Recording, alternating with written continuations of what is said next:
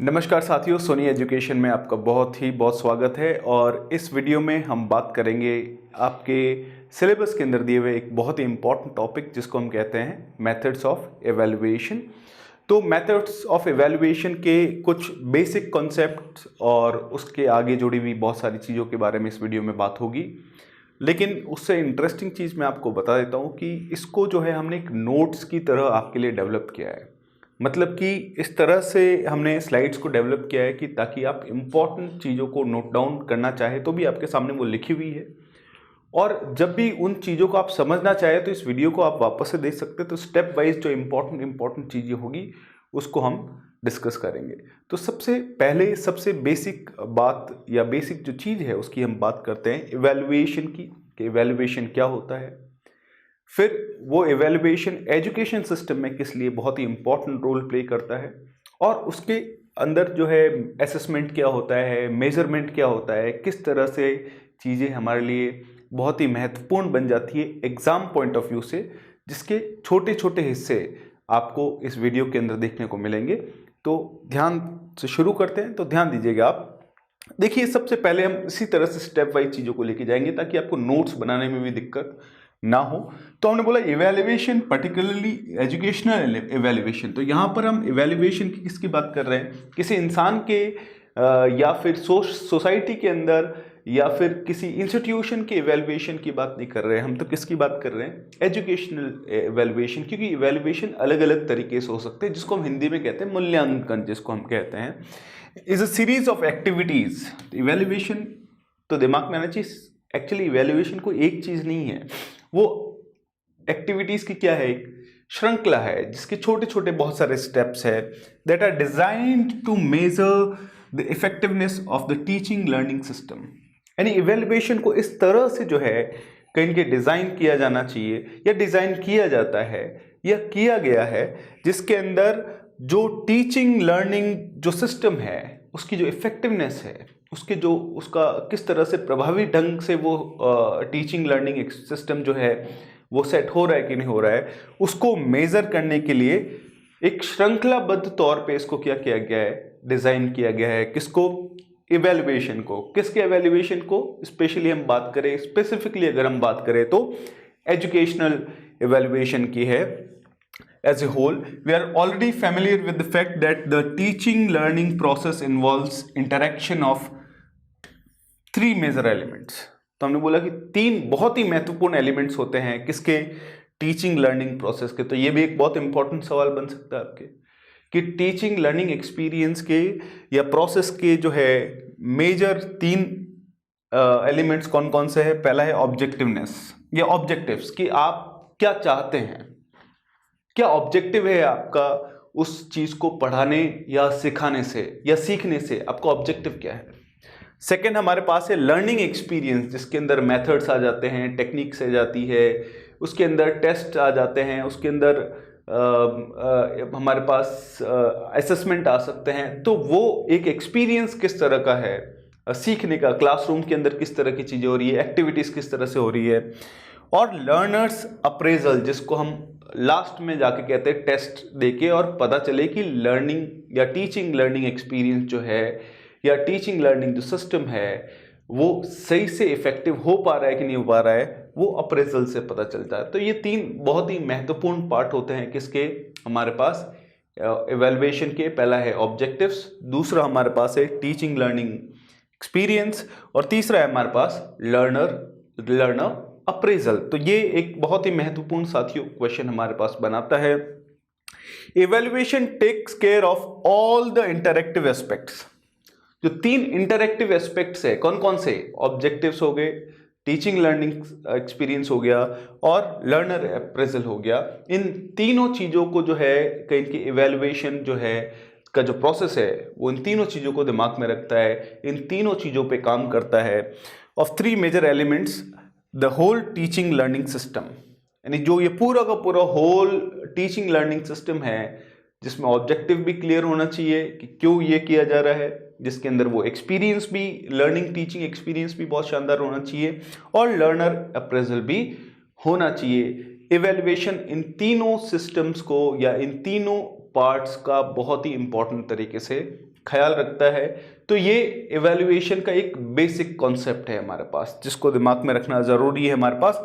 वहीं पे इसको जो है और भाषा में अगर हम इवैल्यूएशन को दर्शाना चाहे तो हमारे पास क्या है कि evaluation is the collection, analysis and interpretation. Evaluation क्या है? कलेक्शन है, एनालिसिस है और इंटरप्रिटेशन यानी अर्थ निकालना, जो इसको कहते हैं, of information about any aspect of a programme, यानी किसी भी प्रोग्राम के किसी भी पहलू के जो हमारे पास जो इंफॉर्मेशन अवेलेबल है वो जो है कहीं की उसका कलेक्शन करना, उसका एनालिसिस करना और उसका इंटरप्रिटेशन करना of a programme of education as part of a recognised process of judging its effectiveness, its efficiency and any other outcomes it may have. तो इवैल्यूएशन से आखिर हमारे पास क्या होता है कि किस तरह से हम एफिशिएंसी को जांचें, किस तरह से उसकी इफेक्टिवनेस को जांचें, किसको, एजुकेशन सिस्टम के या एजुकेशन के जो अलग अलग हमारे पास इंटरैक्टिव मोड्स जिनके बारे में बात की है। तो इवैल्यूएशन जो है इन पूरे के पूरे एक हॉलिस्टिक अप्रोच के साथ सारी चीज़ों को कवर करता है। चलिए इसको एक और आसान भाषा में जो है सीखने और समझने की कोशिश करते हैं, और वो हमारे पास ये है कि evaluation is not just another word for assessment. देखिए एक बहुत बड़ा डिफरेंस है असेसमेंट में और इवैल्यूएशन में। तो जो इवैल्यूएशन है हमारे पास वो सिर्फ एक कोई और वर्ड नहीं है जो असेसमेंट की तरह हो। The quality of our learners learning may well be one of the outcomes we need to evaluate. हमारे पास जो है जो लर्नर की जो लर्निंग है वो क्या हुई है, वो सिर्फ एक हिस्सा है किसका, इवैल्यूएशन का। वो पूरी की पूरी चीज़ नहीं है। हमारे पास वन ऑफ द आउटकम्स है ये इवैल्यूएशन से कि किसने कितना सीखा है। उसके अलावा भी बहुत सारी एक्टिविटीज़ जो है इवैल्यूएशन में इन्वॉल्व होती है, इंक्लूडेड होती है, but many other factors may be equally worth looking at. तो आप यहाँ पर ध्यान दीजिएगा, ये जो डेफिनेशन ये कहना चाह रहा है जो बहुत बेसिक सी चीज़ है कि आपने एक असेसमेंट कर लिया, आपने किसी का टेस्ट ले लिया, या फिर आपने जो है मिड टर्म एग्जाम्स करा दिए, या आपने ईयरली एग्जाम करा दिए, आपने यूनिट टेस्ट ले लिया, ठीक है। वो इवैल्यूएशन के अलग अलग पार्ट्स हो सकते हैं, लेकिन वो जो टीचिंग लर्निंग जो एक्सपीरियंस है साथियों, जो टीचिंग लर्निंग जो सिस्टम है उसका एक महत्वपूर्ण हिस्सा है, पूरा का पूरा हिस्सा नहीं है। इसलिए जो है कहीं कि हमारे दिमाग में भी एक चीज़ बैठती है, अगर हम ध्यान से एक स्टूडेंट पॉइंट ऑफ व्यू से इतने सालों की हमारे एजुकेशन सिस्टम के हिसाब से देखते हैं कि हम मार्क्स के पीछे भागे रहते हैं, मार्क्स के पीछे भागे रहते हैं। माता पिता बोलते हैं कि 90% आना चाहिए तो भी दुखी माता पिता, 95% आ जाए तो भी दुखी, बच्चे के जितने अच्छे मार्क्स आएंगे उतना ही शानदार होगा। लेकिन उन सारे लोगों को ये समझना चाहिए कि जो बेसिक इवैल्यूएशन के जो मेथड्स है उनके पीछे सिर्फ और सिर्फ वो टेस्ट या फिर कितना लर्निंग टीचिंग एक्सपीरियंस के हिसाब से या टीचिंग लर्निंग एक्सपीरियंस या सिस्टम के हिसाब से वो जो मार्क्स है सिर्फ वही इवैल्यूएशन नहीं है। इसके अलावा मानसिक तौर पे किस तरह से बच्चा हमारे समाज के अंदर, सोसाइटी के अंदर, सिस्टम के अंदर डेवलप हो रहा है, उसके और भी बहुत सारे मायने हैं और भी बहुत सारे पहलू हैं जिनके लिए एक बहुत ही इफ़ेक्टिव तौर से एक बेहतर इवैल्यूएशन का होना बहुत ज़्यादा ज़रूरी है। तो उन बेहतर इवैल्यूएशन के लिए अलग अलग मेथड्स होते हैं जिनके बारे में बातचीत भी बहुत ज़्यादा ज़रूरी है और जिसके ऊपर बेस्ड क्वेश्चंस भी आते हैं। तो यहाँ पर एक और बहुत ही महत्वपूर्ण क्वेश्चन हमारे पास बनता है कि क्या हमारे पास इवैल्यूएशन असेसमेंट है? हमने बोला नहीं, असेसमेंट तो इवैल्यूएशन का एक छोटा सा हिस्सा है।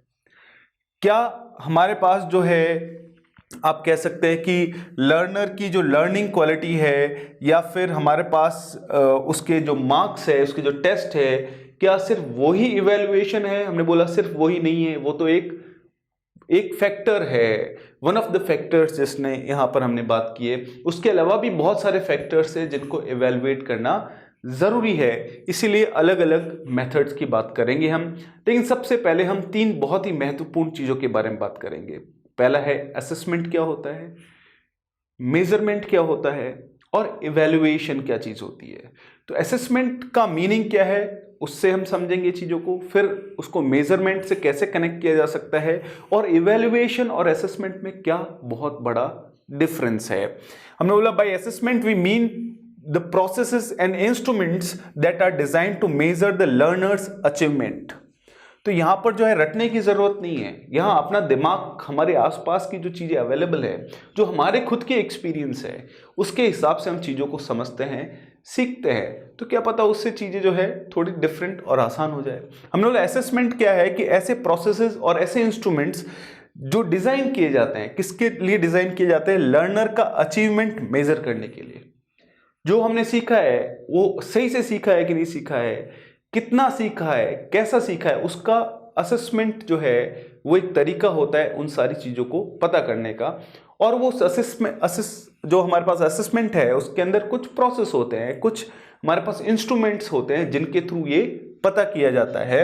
When learners are engaged in an instructional programme of one sort of or another, यानी किसी भी तरह के इंस्ट्रक्शनल प्रोग्राम के अंदर अगर कोई भी लर्नर जो है वो अगर शामिल होता है तो हम किस तरह से जो है उसके साथ डील करते हैं, वो उसने सही से सीखा है कि नहीं सीखा है, या फिर उसके अंदर उसके अचीवमेंट्स क्या है, ये पता करने के लिए हम असेसमेंट का प्रयोग करते हैं। इंस्ट्रक्शनल प्रोग्राम आप अच्छे से समझ सकते हैं, ऐसे प्रोग्राम्स जिसके अंदर लर्नर को सिखाया जाता है इंस्ट्रक्शंस देके, उसको हम इंस्ट्रक्शनल प्रोग्राम कहते हैं। It is concerned with ascertaining the extent to which the objectives of the programme have been met. तो देखिए ये जो बहुत ही इंपॉर्टेंट चीज़ हमारे पास आती है साथियों, वो हमारे पास ये है कि असेसमेंट का काम क्या है। तो हम बोला असेसमेंट का काम हमारे पास ये है कि कहीं ना कहीं ये पता करना कि जो ऑब्जेक्टिव्स ऑफ द प्रोग्राम के जो ऑब्जेक्टिव है, जैसे एग्जाम्पल के तौर पे जो है आप इंग्लिश लैंग्वेज की बात करते हैं, as a second language English को सिखाने की बात करते हैं, तो आपने एक ऑब्जेक्टिव रखा कि बच्चे को इंग्लिश आनी चाहिए। अब उसके क्या तरीके होंगे, तो ये तो हो गया ऑब्जेक्टिव, सिंपल सा चीज़ है। फिर उसके क्या तरीके होंगे, तो हमने टेक्निक्स अपनाए, हमने मेथड्स अपनाए, चाहे वो ट्रांसलेशन मेथड है, चाहे वो डायरेक्ट मेथड है, चाहे हमारे पास डॉक्टर वेस्ट का न्यू मेथड है, जितने भी टीचिंग मेथड्स है हमारे पास, डायरेक्ट मेथड है, नेचुरल मेथड है, ये मेथड्स अप्लाई किए, टेक्निक्स अप्लाई किए। तो हमारा मेन ऑब्जेक्टिव क्या है? इंग्लिश सिखाना, एज ए लैंग्वेज सिखाना, जिसके अंदर हमने सारी चीज़ों का ध्यान रखा कि लिसनिंग भी होनी चाहिए, स्पीकिंग भी होनी चाहिए, रीडिंग भी होनी चाहिए, राइटिंग भी होनी चाहिए, इन सारी चीज़ों का दिमाग में रखा। लेकिन उसके बाद में जो है हमारे पास वो जो ऑब्जेक्टिव है वो किस हद तक पूरा हुआ है, वो पता करने के लिए हम क्या करते हैं कि हम एक असेसमेंट करते हैं। अब इसमें क्या है, the term assessment is often used interchangeably with the terms evaluation and measurement. बहुत बार क्या होता है कि लोगों के दिमाग में ये रहता है कि असेसमेंट को इवैल्यूएशन भी कह सकते हैं, उसको मेजरमेंट भी कह सकते हैं, लेकिन ये बहुत ही डिफरेंट चीज़ें हैं। किस तरह से डिफरेंट है, ध्यान दीजिएगा हमारे पास। However assessment has a narrower meaning than evaluation, क्योंकि अभी तो हमारी बात हुई है कि भाई असेसमेंट के थ्रू क्या हो सकता है कि हम छोटे छोटे टेस्ट ले सकते हैं, ऑरल टेस्ट ले सकते हैं, हम जो है रिटन टेस्ट ले सकते हैं, ऑब्जेक्टिव टाइप के ले सकते हैं, ऐसे टाइप के ले सकते हैं। तो उससे हमारे पास क्या होगा, MCQ multiple choice question based हमारे पास ऑब्जेक्टिव क्वेश्चन जिनको हम बोलते हैं, उनसे आप एसेस कर सकते हैं कि हमारा जो मेन ऑब्जेक्टिव है कि इंग्लिश सिखाना, जैसे एग्जाम्पल के तौर पे, वो पूरा हुआ है, या अगर हुआ है तो वो कितना हुआ है, उसमें कितनी कमियां हैं, उसमें कितने मार्क्स लाए हैं। वो चीज़ एक हिस्सा होता है, पूरी की पूरी इवैल्यूएशन का एक पार्ट होता है। इसलिए आप कह सकते हैं कि असेसमेंट जो है उसका मीनिंग इवैल्यूएशन के तौर पे कहीं छोटा होता है। तो आप कह सकते हैं कि इवैल्यूएशन का एक हिस्सा होता है क्या, असेसमेंट। दोनों एक चीज़ें नहीं है हमारे पास। वहीं पे हमारे पास है ब्रॉडर मीनिंग देन मेजरमेंट, लेकिन कहीं मेजरमेंट जो है उससे बड़ा मीनिंग होता है किसका, असेसमेंट का। इसका मतलब मेजरमेंट क्या होता है उसके बारे में भी बात करनी पड़ेगी हमें आगे जाके, और उसका असेसमेंट के साथ कंपैरिजन भी करना पड़ेगा। लेकिन यहाँ पर मैं आपको एक ही चीज़ बता रहा हूँ बहुत बेसिक सी इस यहाँ तक में, कि इवैल्यूएशन का एक हिस्सा हो सकता है हमारे पास या होता है असेसमेंट, लेकिन इवैल्यूएशन एक ब्रॉडर पर्सपेक्टिव है, उसके मामले में या उसकी तुलना में असेसमेंट उसका एक छोटा सा हिस्सा है हमारे पास। In its derivation the word assess means to sit beside, to assist the judge। तो अब असेसमेंट जो वर्ड है, इसी से आप इसके मीनिंग से ही पता कर सकते हैं कि इसका जो ये वर्ड कहाँ से लाया गया है। तो एसेस का मतलब क्या होता है, किसी के पास बैठना, या टू असिस्ट द जज, यानी जज को असिस्ट करना, है ना। तो इससे आप आइडिया लगा सकते हैं कि एसेस का मीनिंग ये होता है, तो असेसमेंट का मीनिंग क्या हो सकता है हमारे पास। It therefore seems appropriate in evaluation studies to limit the term assessment to the process of gathering data and fashioning them into an interpretable form. तो इसका बेसिक मीनिंग हमारे पास क्या हो गया वो साथियों, बहुत ही आसान सा है कि ये जगह अगर हम बड़े लेवल पे इवैल्यूएशन की बात करते हैं तो उसका एक हिस्सा जो असेसमेंट होता है, इसका मतलब बहुत सिंपल सा है कि कहीं ना कहीं एक ऐसा प्रोसेस जिसमें हम डेटा को क्या करते हैं, गैदर, हम जो है डेटा को गैदर करते हैं और फिर जो है उसको अर्थ के तौर पे, जिस तरह की मीनिंग है, जिस तरह के हमारे पास आप कह सकते हैं कि सिंपल सा वर्ड हमारे पास है इंटरप्रिटेशन, यानी अर्थ निकालना।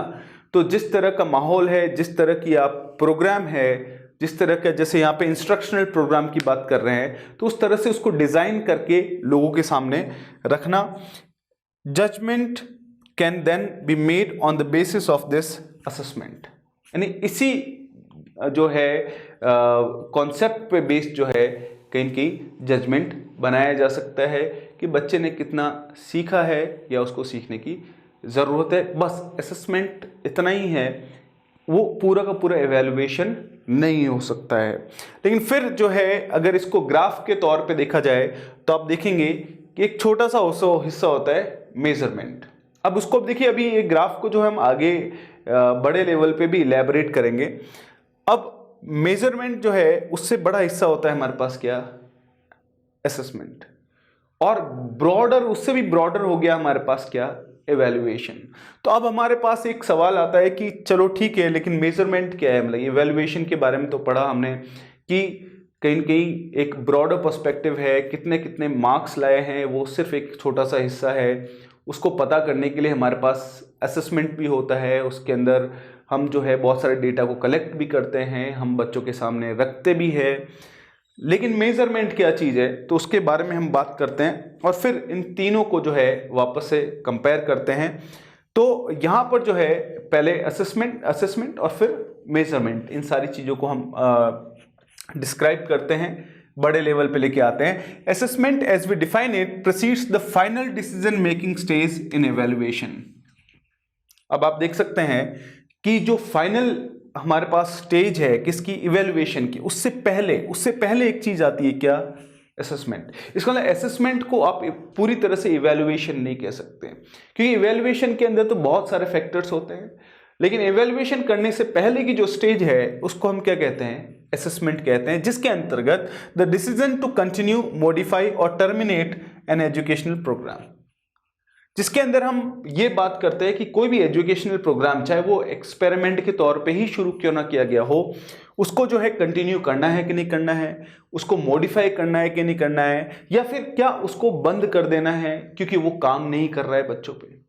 तो इसका मतलब जो है असेसमेंट वाला पार्ट जो है वो कहीं की एक टीचर के हाथ में रहता है कि वो अपने कोर्स को किस तरह से डिज़ाइन कर रहा है, उसके अंदर जिस तरह का कोर्स है उससे रिलेटेड कितना डेटा को कलेक्ट किया जा रहा है, फिर उसको जो है कहीं कहीं आप कह सकते हैं कि अर्थ के तौर पे लोगों के सामने उसको क्या चीज़ रखनी है, किस तरह से रखनी है।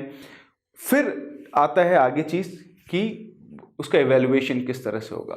फॉर एग्जाम्पल, इसको आसान भाषा में समझ सकते हैं, जैसे इसको मैं रिलेट करने की कोशिश कर रहा हूँ, ध्यान से सुनिएगा।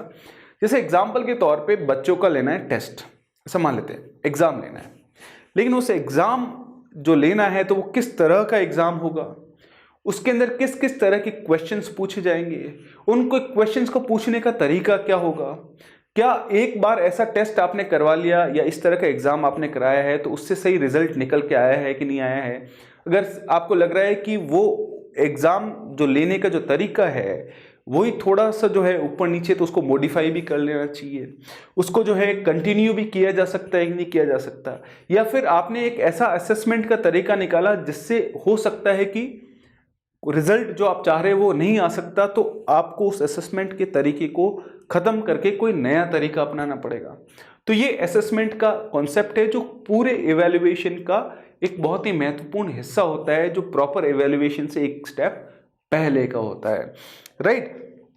फिर हमारे पास आता है कि चलो ठीक है, मान लिया कि भाई असेसमेंट ये चीज़ होती है, मेजरमेंट ये चीज़ होती है, सॉरी इवैल्यूएशन ये चीज़ होती है, इवैल्यूएशन ब्रॉडर पर्सपेक्टिव की बात करता है, असेसमेंट जो है उसका एक हिस्सा होता है, या फिर इवैल्यूएशन के स्टेज से पहले का हिस्सा हमारे पास जो होता है, स्टेज जो होती है उसको हम असेसमेंट कहते हैं। लेकिन फिर ये मेजरमेंट क्या चीज़ हो गई, तो चलिए इसको भी ध्यान से देखते हैं, समझते हैं। तो हमने बोला it is mainly concern with collection और gathering of data students scores in an examination. तो मेजरमेंट क्या होता है, बहुत ही सिंपल सा डेटा का कलेक्शन होता है। क्या होता है हमारे पास कि student scores in an examination, यानी स्टूडेंट के जो स्कोर्स होते हैं, कितने मार्क्स उन्होंने लाए, चाहे वो अलग अलग तरीके के एग्जाम्स जो कंडक्ट करवाए गए हैं उसमें किस तरह से जो है उन्होंने स्कोर किए हैं, उसको कलेक्ट करना होता है। It is an act or process of measuring physical properties of objects such as length and mass. अब जैसे एग्जाम्पल के तौर पे हमारे पास ये एक फिजिकल एक्ट होता है, क्या, मेजरमेंट। जिस तरह से हम चीज़ों को मापते हैं, चीज़ों को की लंबाई पता करते हैं, चीज़ों का मास पता करते हैं, उसी तरह से जो है हमारे पास ये मेजरमेंट एक तरीका होता है स्टूडेंट्स की के स्कोर्स को उसने किस तरह की चीज़ों को अचीव की है ये जानने का। Similarly in behavioural sciences it is concerned with measurement of psychological characteristics such as neuroticism and attitudes towards various phenomena। तो यहाँ पर आप देख सकते हैं एक बहुत सिंपल सी चीज़ ये है कि जिस तरह से हम चीज़ों को मापते हैं इन जनरल, उसी तरह से जो है एक बच्चे का, एक लर्नर का जो है, आप अगर उसके मापदंड जो है अगर आपने जो तय किया उस पर वो खरा उतर रहा है कि नहीं उतर रहा है, उस चीज़ के लिए जो है हम चीज़ों का मेजरमेंट करते हैं कि भाई बच्चा जो है उसकी साइकोलॉजिकल कैरेक्टरिस्टिक्स जो है वो किस तरह से है हमारे पास। जैसे न्यूरोटिसिज्म, हमारे पास जो दिमाग का काम करने का जो तरीका है उसकी बात करते हैं, या फिर अलग अलग जो घटनाएं होती है उनके प्रति उसका एटीट्यूड किस तरह से है ना। जैसे एग्जाम्पल के तौर पे आप मेजरमेंट की बात करते हैं तो जैसे एक बहुत ही इंपॉर्टेंट चीज़ आती है कि जैसे क्लासरूम के अंदर क्या होता है कि कॉर्पोरल पनिशमेंट की बात करती है, जिसके लिए मना किया जाता है कि एक टीचर को कॉर्पोरल पनिशमेंट नहीं देना चाहिए। क्यों नहीं देना चाहिए? कि उससे बच्चे के अंदर स्ट्रेस आएगा, उस बच्चे के अंदर फियर की भावना आएगी जो उसको सीखने के लिए कभी और कभी आगे नहीं बढ़ाएगी। तो हमने बोला स्ट्रेस और फियर आएगा, इसलिए कॉर्पोरल पनिशमेंट क्या है, गलत है। जैसे एक एग्जाम्पल हो गया हमारे पास, तो अगर उसके अंदर फियर या स्ट्रेस है पहले के कॉर्पोरल पनिशमेंट का या किसी और चीज़ों का, तो वहाँ पर आप किस तरह से जानेंगे उसके साइकोलॉजी वाली चीज़ों को, जिसमें क्योंकि ऐसा तो है नहीं कि क्लासरूम टीचिंग का कॉन्सेप्ट हो गया कि जो सिलेबस में है उसको पढ़ाया, कितने कितने मार्क्स लाए और ख़त्म हो गया चीज़, क्लास में आगे बढ़ो और यही एजुकेशन सिस्टम है। ये तो बिल्कुल भी नहीं है। तो उस साइकोलॉजिकल स्टेट को जो है चेक करने के लिए हमारे पास किस किस तरह के डेटा स्कोर्स को, अलग अलग चीज़ों को कलेक्ट करके जो है समझा जाता है एक बच्चे की साइकोलॉजिकल चीज़ को, उसको मेज़र किया जाता है। तो मेज़रमेंट उसका एक बहुत ही महत्वपूर्ण तरीका कहीं ना कहीं हमारे पास निकल के आता है। Evaluation involves assessment and measurement. इसका मतलब कि एक पूरा का पूरा हिस्सा क्या हो गया हमारे पास, जैसे अभी हमारी बात हुई थी कि इवेल्युएशन ये पूरा का पूरा कॉन्सेप्ट है, ऐसा मान लेते हैं, और ऐसा है भी। तो मेज़रमेंट और असेसमेंट क्या है, वो इवेल्युएशन का हिस्सा है, बहुत ही महत्वपूर्ण हिस्सा है हमारे पास। तो हमने बोला कि it is more inclusive terms than assessment and measurement. इसका मतलब बहुत सिंपल सी है कि एक इंक्लूसिव सी टर्म है हमारे पास कि इवेल्युएशन एक ऐसा चीज है जिसके अंदर असेसमेंट भी शामिल है, जिसके अंदर मेजरमेंट भी शामिल है हमारे पास। Hence evaluation process is quite comprehensive and it is very much desired for effective teaching and learning. तो यहाँ पर तीन चीज़ें हमारे पास रखी हुई है और उसमें से हमें सेलेक्ट करने के लिए बोला जाए कि बच्चे का कॉम्प्रिहेंसिव, आप कह सकते हैं कि इवेल्युएशन किस तरह से होगा, या बच्चे का किस तरह से सही तरीके से जाना जा सकता है कि उसने किसी भी हमारे पास कह सकते हैं इंस्ट्रक्शनल प्रोग्राम में उसने सही से सीखा है कि नहीं सीखा है, तो उसके लिए क्या होगा, उसके लिए मेजरमेंट से जाना जा सकता है, या फिर उसको असेसमेंट से जाना जा सकता है, या उसको इवैल्यूएशन से जाना जा सकता है, तो हम बोलेंगे इवैल्यूएशन से जाना जा सकता है, क्योंकि असेसमेंट और मेजरमेंट इवैल्यूएशन जो है उसके हिस्सा है। बहुत ही सिंपल और बहुत ही महत्वपूर्ण सा हमारे पास पार्ट आता है। तो ये एक बहुत ही इंपॉर्टेंट और बहुत ही इंटरेस्टिंग सा क्वेश्चन भी हमारे पास बनाता है, जिसको दिमाग में रखना है आपको। नेक्स्ट हमारे पास आता है कि टाइप्स ऑफ इवैल्यूएशन, यानी इवैल्यूएशन के क्या क्या प्रकार होते हैं, ध्यान दीजिएगा। सबसे पहला है फॉर्मेटिव इवैल्यूएशन। फॉर्मेटिव इवैल्यूएशन जो है एक बहुत ही महत्वपूर्ण चीज़ है, बहुत ही इंटरेस्टिंग सी चीज़ है साथियों। अब ये होता क्या है, इसको समझते हैं, इसके ऊपर बेस्ड क्वेश्चंस भी बनते हैं बहुत ही इंपॉर्टेंट से। तो हमने बोला कि the goal of formative evaluation is to monitor student learning, to provide ongoing feedback that can be used by instructors to improve their teaching and by students to improve their learning. More specifically formative evaluations. तो यहाँ पर हमारे पास, यहाँ तक अगर हम इस चीज़ को पढ़ते हैं तो हमें समझ में आता है कि फॉर्मेटिव एवेल्युएशन क्या होता है कि जब आपका कोर्स चल रहा होता है उसी दौरान जिस तरह के इवेल्युएशन किए जा सकते हैं, इसका मतलब कोर्स खत्म नहीं हुआ है, जब कोर्स चल रहा होता है उस समय जो हमारे पास इवेल्युएशन किया जाता है, जो मॉनिटर करता है स्टूडेंट लर्निंग को, किसके थ्रू? प्रोवाइडिंग ऑनगोइंग फीडबैक, यानी जो चल रहा है उसके ऊपर फीडबैक लेने से। That can be used by instructors to improve their teaching. इसका मतलब फीडबैक लिया, बच्चे ने फीडबैक में दिया मुझे ये समझ में नहीं आ रहा है या इसको किसी और तरीके से समझा जाए, तो उससे जो है टीचिंग एक्सपीरियंस को, या जो टीचर है या जो हमारे पास इंस्ट्रक्टर है वो अपने तरीकों को इम्प्रूव भी कर सकता है, उसको मॉडिफाई भी कर सकता है, उसको चेंज भी कर सकता है। ये चीज़ें हमारे पास आती है, बहुत ही इंपॉर्टेंट, ताकि क्या है, मेन गोल क्या है कि ताकि लर्निंग जो है वो क्या हो सके, इम्प्रूव हो सके। बहुत ही सिंपल है, बहुत ही इंपॉर्टेंट है। Help students identify their strength and weaknesses and target areas that need work.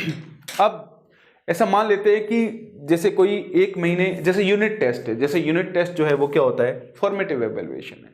इसका मतलब है कि बच्चा जब एक यूनिट टेस्ट देगा तो उससे उसको उस टॉपिक में क्या क्या था, उसकी स्ट्रेंथ्स क्या, उस इवेल्युएशन से पता चलेगा उसकी स्ट्रेंथ्स क्या है, उसकी वीकनेसेस क्या है, ताकि उस पर क्या क्या क्या किया जा सके, काम किया जा सके, या उसको खुद को भी समझ में आए कि अच्छा इस जगह मेरी कमी है, इस जगह उसको सुधारा जा सकता है। ऐसे एग्जाम्पल के तौर पे एक बड़े लेवल पे ये बड़ी हेल्प करता है। जैसे एग्जाम्पल के तौर पे ऐसा मान लेते हैं कि 6 यूनिट टेस्ट करवाए गए पूरे प्रोग्राम के दौरान, तो उन 6 यूनिट टेस्ट में बच्चा अलग अलग स्कोर करेगा। जिसमें ज़्यादा अच्छा स्कोर करेगा तो बच्चा समझेगा कि ये मेरा बहुत ही अच्छा पार्ट है, इसको मुझे स्ट्रॉन्ग बना के रखना है। जिसमें वो वीक है तो उसमें उसको पता चलेगा कि अच्छा जो मेन हमारे पास समेटिव हमारे पास इवेल्युएशन, जिसको आगे भी पढ़ेंगे, जैसे मिड टर्म एग्जाम हो गया या मेन एग्जाम हो गया, तो उस समय वो अपने खुद का इन फॉर्मेटिव इवेल्युएशन से पता कर लेगा कि अच्छा मेरे को ये जो यूनिट टेस्ट हुआ था इसके अंदर जो हमारे पास टॉपिक पूछे गए थे ये मेरे वीक है, इनको मुझे स्ट्रॉन्ग करना है। तो इस तरह से एक बच्चा अपनी स्ट्रेंथ्स और वीकनेस जो है वो फॉर्मेटिव इवेल्युएशन से पता कर सकता है। Help faculty recognise where students are struggling and address problems immediately. तो जो फॉर्मेटिव इवेल्युएशन है, जैसे एग्जांपल के तौर पे टेस्ट, जैसे मान लेते हैं उसी का एग्जांपल लेके चलते हैं, तो हमने बोला कि उससे क्या होता है हमारे पास कि जो टीचर है या जो इंस्ट्रक्टर है उसको पता चल जाता है, या उसको आराम से ये चीज़ का पता चल जाता है कि भाई स्टूडेंट्स कहाँ कहाँ स्ट्रगल कर रहे हैं, उनको किन चीज़ों को जानने के अंदर दिक्कत हो रही है, तो उसको वो हेल्प कर सकता है। बहुत ही सिंपल सी चीज़ है। तो यहाँ पे जो फॉर्मेटिव इवेल्युएशन की जो साथियों बात कर रहे हैं ना, उस चीज़ को हम अपने आप से जोड़ के देखते हैं, चाहे वो as a student point of view से जोड़े, as a teacher point of view से जोड़े। अगर हम इसको स्टूडेंट पॉइंट ऑफ व्यू से, दोनों पॉइंट ऑफ व्यू से जोड़ने की कोशिश करते हैं, जैसे एग्जांपल के तौर पे मैं एक स्टूडेंट हूँ, हम सारे लोग स्टूडेंट्स हैं। अब हमारे पास एक प्रोग्राम है, एक इंस्ट्रक्शनल प्रोग्राम है, साल भर का ऐसा मान लेते हैं, 6 महीने का ऐसा मान लेते हैं, या जो भी टाइम हमारे पास है। अब उस प्रोग्राम को किस तरह से किया जाए, मेन ऑब्जेक्टिव क्या है, जैसे ऐसा मान लेते हैं कि 1 साल है हमारे पास, उसके अंदर एक इंग्लिश सीखनी है। अब उसके हमारे पास जो है 4 बड़े इंपॉर्टेंट एस्पेक्ट्स होते हैं। क्या है? Speaking, listening, speaking, reading, writing, है ना। हम चारों में हम शानदार कैसे कर रहे हैं, नहीं कर रहे, तो ये कैसे पता चलेगा? तो फिर उस पूरे कॉन्सेप्ट को जो है अलग अलग पार्ट्स में डिवाइड किया जाएगा। इसमें हमारे पास पहला चीज आएगा क्या? Formative evaluation. यानी आपको जो है उस चीज को जो है ऐसा मान लेते हैं कि हमने 1 साल का जो कोर्स है उसको 10 अलग अलग यूनिट्स में डिवाइड कर लिया, है ना। अब 10 यूनिट्स में डिवाइड कर लिया, अब हर महीने 1 यूनिट का टेस्ट हो रहा है। तो अब सिंपल सा चीज है कि मेरे सामने जब as a student point of view से मेरे सामने जब टेस्ट लिया जाएगा मेरा, तो मेरे को पता चल जाएगा कि इसके अंदर मेरी वीकनेस क्या है, या टीचर जो भी है या जो इंस्ट्रक्टर है जब मेरी जो नोटबुक को चेक करेगा या मेरे क्वेश्चन जिसमें मैंने आंसर शीट जो है उसको चेक करेगा, तो उसको समझ में आ जाएगा कि बच्चे को इस यूनिट में कहाँ दिक्कतें हो रही है। वो उससे बातचीत भी कर सकते हैं, अपने तरीकों को सुधार भी सकते हैं। अगर उनको लगता है कि इस तरीके ये अच्छा तरीका है लेकिन सही से काम नहीं हो रहा है, दूसरे तरीके से कोशिश करते हैं, क्या पता बच्चे को समझ में आ जाए। तो वहाँ पर और भी चीज़ें शामिल होती है, तो वो क्या है? मेजरमेंट भी होता है। मेजरमेंट भी होता है कि भाई मैं साइकोलॉजिकली इसको एक्सेप्ट कर पा रहा हूँ कि नहीं कर पा रहा हूँ। कहीं हमारे पास जो है चीज़ों को मैं सही तरह से ग्रैब क्यों नहीं कर पा रहा हूँ, कोई और दिक्कतें तो नहीं है, है ना। जो ऑब्वियसली जो है हमारे पास बड़े लेवल पे इवैल्यूएशन का एक बहुत बड़ा हिस्सा है। लेकिन फॉर्मेटिव इवैल्यूएशन में आप इस तरह से देखते हैं, अगर आप जो है एक टीचर है तो वहां आप क्या करेंगे? बहुत ही सिंपल सा चीज, फॉर्मेटिव इवैल्यूएशन किस जगह काम आएगा? तो हमने बोला देखिए, जो फॉर्मेटिव का मीनिंग इसी के अंदर छुपा हुआ है, जो फॉर्मेशन करता है। तो फॉर्मेशन एकदम से नहीं होता, स्टेप वाइज होता है। अब आप क्या करेंगे कि आपको 1 साल तक के बच्चों को पढ़ाना है, 1 साल तक के लिए आपके पास एक पूरा सिलेबस है, करिकुलम है। तो उस करिकुलम के अंदर लेसन प्लानिंग तो आपको नहीं दी हुई होती, लेसन प्लानिंग तो खुद ही करनी पड़ती है। सिंपल सा लॉजिक है। तो आपने क्या किया, एक बहुत सिंपल तरीके से जो है उसको छोटे छोटे टुकड़ों में बांट दिया। असेसमेंट किया आपने कि भाई इस तरह से छोटे छोटे यूनिट टेस्ट बनाए जाएंगे ताकि जो मेन ऑब्जेक्टिव है वो पता किया जा सके। तो मेन ऑब्जेक्टिव के लिए आप बीच में जो है समेटिव इवैल्यूएशन, जिसकी हम बात करेंगे कि मिड टर्म का एग्जाम हो गया या मेन एग्जाम हो गया, वो भी आप डालेंगे। लेकिन उससे पहले छोटे छोटे चीज़ों को जो है सुधारने से ही सफलता मिलती है। तो इसके लिए आप क्या करेंगे? यूनिट टेस्ट लगाएंगे। और उसमें जो है आप जब बच्चे की कॉपी या जिसको हम आंसर शीट कहते हैं वो जब चेक कर रहे होंगे, तो आपको हर एक स्टूडेंट को आप इवेल्युएट कर पाएंगे कि अच्छा इस यूनिट के अंदर इस बच्चे को ये दिक्कत आ रही है, उसकी आंसर राइटिंग के हिसाब से आपको चीज़ें समझ में आएगी, है ना। तो ये हमारे पास क्या होता है? फॉर्मेटिव इवेल्युएशन होता है, जिसके बारे में और बात करते हैं हम कि formative evaluations are generally low stakes, यानी लो स्टेक्स के होते हैं हमारे पास, which means that they have low और नो पॉइंट वैल्यू। यानी इन जनरल उनकी कोई वैल्यू, हालांकि होती तो बहुत बड़ी वैल्यू है, लेकिन एक बड़े लेवल के इवैल्यूएशन के अंदर इतनी बड़ी वैल्यू नहीं होती। छोटे छोटे महत्वपूर्ण हिस्से हमारे पास होते हैं। Examples of formative evaluations include asking students to, यानी कि इनकी फॉर्मेटिव इवैल्यूएशन के अंदर क्या क्या चीज़ें होती है। Draw concept map in class to represent their understanding of a topic.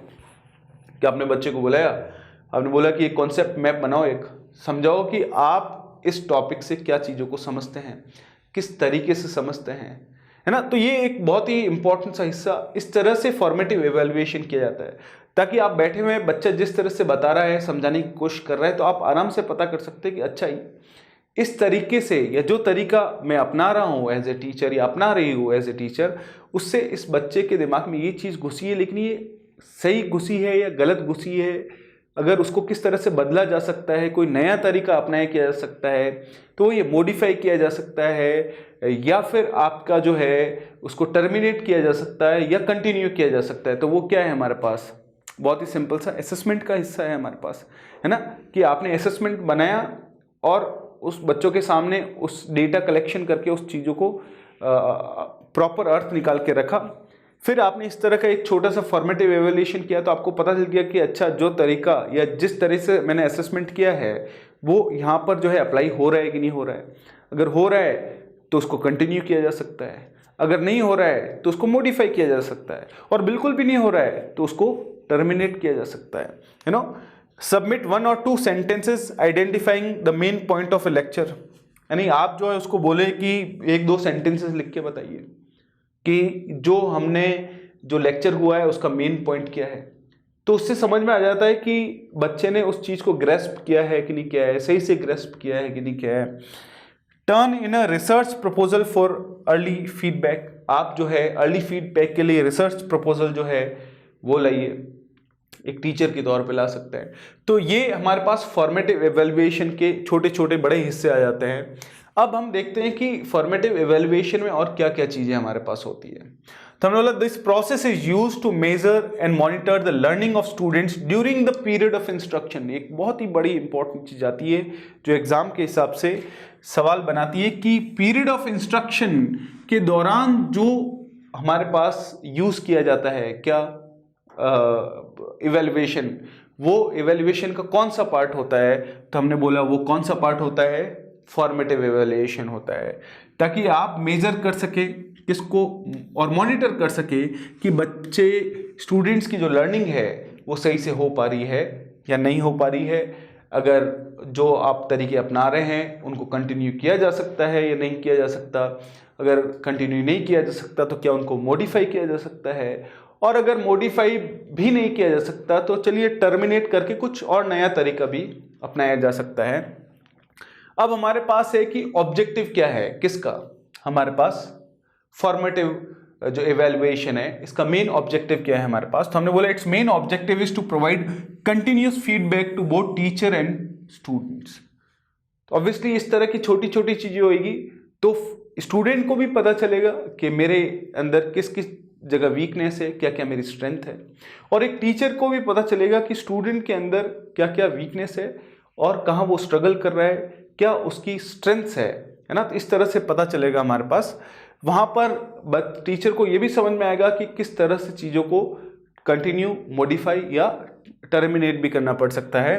Concerning learning success and failures while instruction is in process, कि जब तक इंस्ट्रक्शन, देखिए इंस्ट्रक्शनल प्रोग्राम की अगर हम बात कर रहे हैं तो ये इंपॉर्टेंट चीज़ क्या बता रहे हैं कि पीरियड ऑफ इंस्ट्रक्शन के टाइम में, जैसे 1 साल का कोर्स है तो उसके दौरान ही, लास्ट में नहीं, लास्ट में तो डायग्नोस्टिक टेस्ट होता है ना, तो उसके दौरान ही जो है टीचर और स्टूडेंट एक दूसरे के सिस्टम को, एक दूसरे के प्रोसेस को समझ पाए, टीचिंग लर्निंग एक्सपीरियंस या टीचिंग लर्निंग सिस्टम और भी शानदार बन सके, और जो मेन ऑब्जेक्टिव है कि उस चीज़ को सीखना वो सही तरीके से सीखा जा रहा है कि नहीं जा रहा है, वो हमारे पास इसका ऑब्जेक्टिव होता है पता करने का। Feedback to students provides reinforcement of successful learning and identifies the specific learning errors that need correction. तो ऑब्वियसली यहाँ पर हमारे पास है कि जो स्टूडेंट्स का जो फीडबैक है वो feedback to students provides reinforcement of successful learning, यानी जो भी फीडबैक मिला है उससे बच्चों को जो है बता के, एक टीचर को जो मिला है कि बच्चों को बताया जा सकता है कि किस तरह से आप इसको स्ट्रॉन्ग कर सकते हैं, जो चीज़ सीख रहे हैं आप, जो लर्निंग पार्ट है उसको स्ट्रॉन्ग कर सकते हैं आप, और कहीं न कहीं क्या क्या गलतियां हो रही है, क्या क्या एरर्स हो रही है लर्निंग के टाइम, उसको जो है आइडेंटिफाई किया जा सकता है और उनको सुधारा भी जा सकता है। तो ये हमारे पास जो है फॉर्मेटिव इवैल्यूएशन का एक बहुत ही महत्वपूर्ण ऑब्जेक्टिव भी है। तो यहाँ पर आपके सामने सवाल भी बनते हैं साथियों, इस स्लाइड से बड़े ही इंटरेस्टिंग से सवाल बनते हैं। पहला कि कौन सा टाइप ऑफ इवैल्यूएशन जो है वो इंस्ट्रक्शन के दौरान किया जाता है, तो हमने बोला फॉर्मेटिव इवैल्यूएशन। फिर हमारे पास बहुत इंपॉर्टेंट चीज़ बनती है हमारे पास कि ऐसा कौन सा प्रोसेस है जिसके अंदर बच्चे और टीचर को फीडबैक मिले, जिसके थ्रू जो है वो अपने लर्निंग प्रोसेस को और भी, या टीचिंग लर्निंग प्रोसेस को और भी स्ट्रेंथन कर सकते हैं। तो हमने बोला कि वो कौन सा है, फॉर्मेटिव इवैल्यूएशन है, तो ये हमारे पास जो है बहुत ही इंपॉर्टेंट से 2 सवाल बनते हैं जिनको आप दिमाग में ज़रूर रखें। अब नेक्स्ट हमारे पास इसी में बहुत ही इंपॉर्टेंट चीज़ आती है कि feedback to teacher provides information for modifying instruction and for prescribing group and individual remedial work. अब जैसे इसको जो है रटने की कोशिश नहीं करनी है, बहुत सिंपल से सीखना है। जैसे आप एक टीचर है, अब आपको एक फीडबैक मिला छोटे छोटे इस तरह के टेस्ट से, फॉर्मेटिव इवैल्यूएशन से, कि बच्चों को दिमाग में सही से नहीं बैठ पा रहा है चीज़ें, या फिर बच्चा सही से नहीं कर पा रहा है। अगर ऐसा मिलता है, अच्छा से कर पा रहा है तो उसको कंटिन्यू किया जा सकता है। अगर अच्छा से नहीं मिल रहा है फीडबैक, तो इसका मतलब है कि आपको ये समझ में आ जाएगा कि किस जगह हमें चीज़ों को मॉडिफाई करना है। और कहीं न कहीं किसी ग्रुप को, जैसे 3-4 बच्चे हैं जो एक जगह गलती कर रहे हैं, या फिर कोई इंडिविजुअल है, कोई व्यक्तिगत तौर पे कोई बच्चा है जो किस जगह गलती कर रहा है, तो उसके रेमेडियल वर्क के लिए आप उसको सजेशन दे सकते हैं, जो बहुत ही इंपॉर्टेंट चीज़ हमारे पास होती है। Formative evaluation based on formative evaluation based depends on tests, quizzes, homework, classwork, oral questions prepared for each segment of instruction। तो आप देख सकते हैं बहुत ही सिंपल सी और बहुत ही इंपॉर्टेंट चीज कि टेस्ट किसका पार्ट है, फॉर्मेटिव एवेल्युएशन का। क्विज किसका पार्ट है, फॉर्मेटिव एवेल्युएशन का। होमवर्क किसका पार्ट है, फॉर्मेटिव एवेल्युएशन का। क्लास वर्क किसका पार्ट है, फॉर्मेटिव एवेल्युएशन का।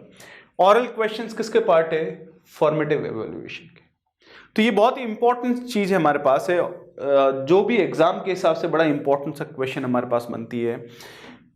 अब होने वाला, these are usually mastery tests that provide direct measures of all intended learning outcomes of the segment. यानी जो भी सेगमेंट है उसके जो मास्टरी टेस्ट्स होते हैं ना, जो कहीं न कहीं ये पता करते हैं कि जो भी बच्चे ने सीखा है उसमें उसने मास्टरी की है कि नहीं की है।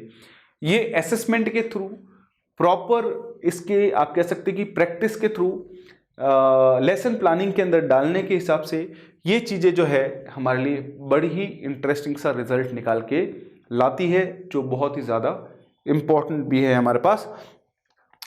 अब इसकी मेथडोलॉजी क्या है कि किस तरह से जो है हम इसको यूज़ में लाते हैं, किस तरह से हमारे पास चीज़ें होती हैं। The tests use for formative evaluation are mostly teacher made. ये तो बहुत ही आसान सी चीज़ है। तो इसका मतलब हमारे पास बहुत ही इंटरेस्टिंग चीज आती है कि आगे जब दूसरे इवेल्युएशन पढ़ेंगे तो उसमें दोनों चीजें हो सकती है, लेकिन यहाँ पर तो टीचर मेड ही होते हैं टेस्ट से। टीचर अपने हिसाब से जो भी उसने असेसमेंट किया है, जिस भी तरह की वो इंस्ट्रक्शंस उसने दिए हैं क्लासरूम्स के अंदर, उसी पे बेस्ड जो है कहीं की टेस्ट उसके हिसाब से बनाए जाते हैं। Observational techniques are also useful in monitoring student progress and identifying learning errors। अब ये एक बहुत ही इंपॉर्टेंट हिस्सा हमारे पास आता है, जो फॉर्मेटिव टेस्ट्स की मेथोडोलॉजी में आता है हमारे पास, कि क्या कि ऑब्जर्वेशनल टेक्निक्स किस तरह से आपकी। जैसे एग्जांपल के तौर पे आपने एक बच्चे को बुलाया, आपने बोला ये बोर्ड है, इसके ऊपर आप एक कॉन्सेप्ट मैप बनाओ कि इस टॉपिक के बारे में आपने किस तरह सीखा है, इसको किस तरह से परसीव किया है। या फिर आपने 1-2 सेंटेंसेस में एक बच्चे को उठाया, आपने बोला कि 1-2 सेंटेंसेस में बताओ इस पूरे कॉन्सेप्ट को किस तरह से आपको इसकी निचोड़ में क्या पता चला, ये बताइए। तो उस समय जो है आपकी ऑब्जर्वेशन टेक्निक्स जो है वो बहुत शानदार होनी चाहिए, क्योंकि आपकी ऑब्जर्वेशन टेक्निक से आप आराम से पता कर सकते हैं कि उसने कितना सीखा है, कितना नहीं सीखा है।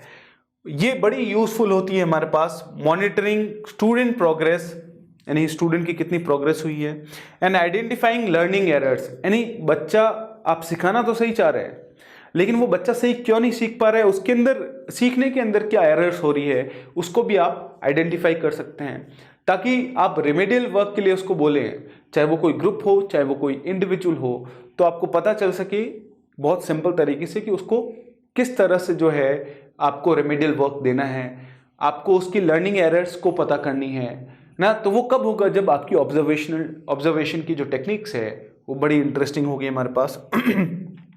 Since formative evaluation is used for assessing student learning progress during instruction, the results are not used for assigning course grades। तो हमने बोला कि यहाँ पर बहुत ही सिंपल सी चीज़ आप देख सकते हैं कि ज़्यादातर जगह आपने देखा होगा, जैसे 10th क्लास के अंदर, 12th क्लास के अंदर किस तरह से होता है एक सिस्टम, आपने देखा होगा कि जो यूनिट टेस्ट होते हैं, जो हमारे पास आप देख सकते हैं कि प्री बोर्ड एग्जाम्स होते हैं, उनके मार्क्स कभी भी नहीं जुड़ते हैं।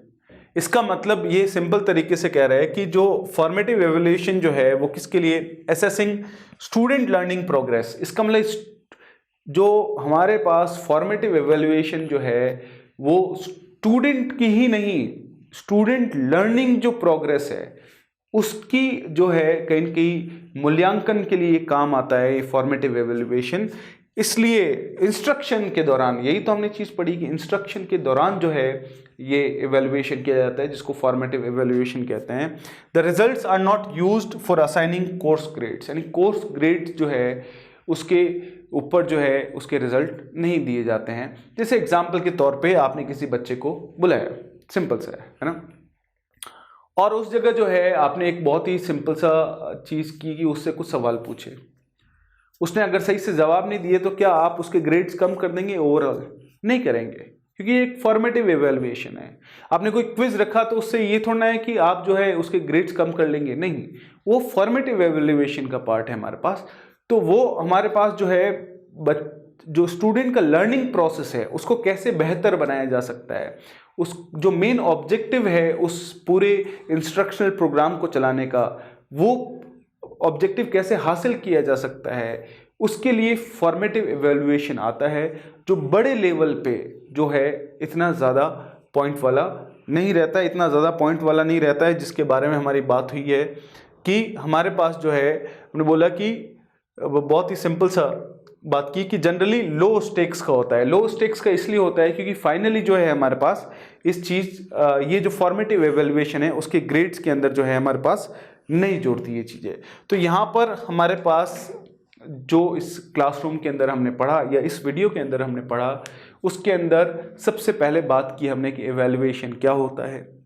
हमने ये भी साथियों बात की कि मेजरमेंट एक हिस्सा होता है जिसका बड़ा स्वरूप होके असेसमेंट बनता है, और इवैल्यूएशन के स्टेज से पहले का जो स्टेज होता है वो होता है हमारे पास असेसमेंट। तो ये दिमाग में रखें, मेजरमेंट, असेसमेंट और इवैल्यूएशन तीनों अलग अलग चीज़ें हैं, लेकिन कॉम्प्रिहेंसिव लेवल पे अगर हमारे को जो इंस्ट्रक्शनल प्रोग्राम चलाया जा रहा है उसको शानदार अगर बनाना है तो उस जगह जो है बहुत ही सिंपल सी और बहुत इंपॉर्टेंट चीज़ है, वो कॉम्प्रिहेंसिव तरीका कौन सा है हमारे पास? इवैल्यूएशन। फिर हमने टाइप्स ऑफ इवैल्यूएशन की बात शुरू की, जिसके अंदर पहला हिस्सा हमने पढ़ा फॉर्मेटिव इवैल्यूएशन, जो एक बहुत ही महत्वपूर्ण हिस्सा है साथियों। और फॉर्मेटिव इवैल्यूएशन क्या होता है, उसके ऑब्जेक्टिव क्या है, उसकी मेथोडोलॉजी क्या है, उसके अंदर कौन कौन से हिस्से आते हैं, या फिर फॉर्मेटिव जो इवैल्यूएशन है बात की कि ये ऑन गोइंग प्रोसेस के दौरान, जब इंस्ट्रक्शंस का प्रोसेस या प्रोग्राम जब कंटिन्यूटी में होता है उसके बीच में स्टूडेंट लर्निंग एक्सपीरियंस को बेहतर कैसे बनाया जा सकता है उसके बारे में बात करता है। तो अगले वीडियो में हम बात करेंगे समेटिव इवैल्यूएशन क्या होता है, फिर हम बात करेंगे कि फॉर्मेटिव और समेटिव इवैल्यूएशन के बीच में क्या डिफरेंस है, उस डिफरेंस को जानना, किस तरह से सवाल पूछे जा सकते हैं, इसके बारे में बात करेंगे। ये जो आपकी स्लाइड चल रही है उनको आप नोट्स के तौर पे भी यूज़ कर सकते हैं, बड़ी इंपॉर्टेंट चीज़ें हमने यहाँ पर रखी है। तो अगले वीडियो में फिर से मिलेंगे। Have a great time, thank you so much, take care.